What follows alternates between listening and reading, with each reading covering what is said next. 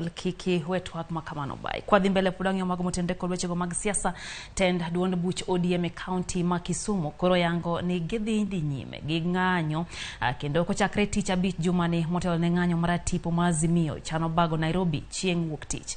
Jotelo go wacho ni oganda duto mawuok e kuonde od bura abiriyo ma Kisumu biro chokore kanyakla kendo bago ng'anyo mamuole wi pek mar ngima.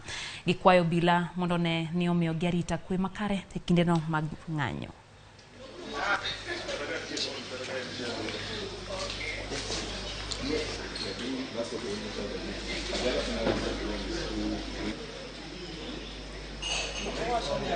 Wakwajowa nowuog oko tete wase wuoyo gi chairman mag constituencies duto tete manyalo chopo Kisumu kinyo chopi Friday gi chopi to kochopo tarik 20 to koro wabro time e Kisumu ka Nairobi kata mane constituencies.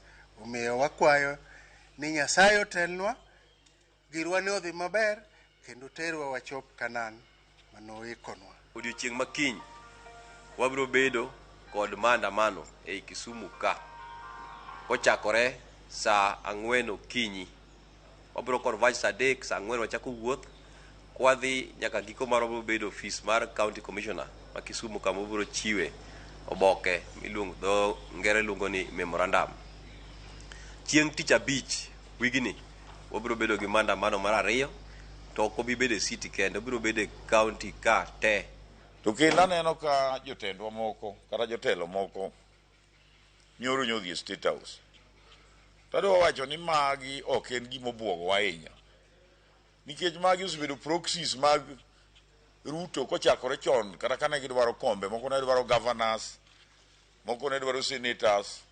Emomiyo nonen gi chon kendo chama noneno gi chon.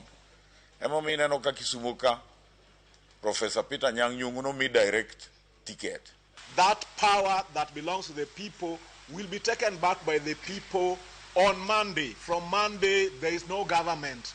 The people will be ruling themselves until we instill in power a person we choose. And that person was already chosen in the name of His Excellency Raila Amolo Odinga.